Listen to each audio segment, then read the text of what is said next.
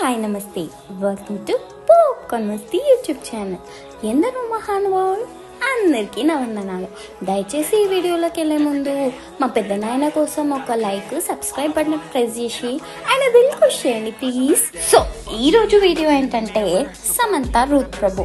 ఈ పేరు చెప్పగానే సినిమాలు, కాంట్రవర్సీలు, విమర్శలు, ట్రోల్స్, అబ్బో ఇలా చెప్పుకుంటూ పోతే చాలా గుర్తుకొస్తాయి. ఎందుకంటే ఈమె జీవితం సినిమాకు మించిన రేంజ్లో ఉంటుందన్నమాట.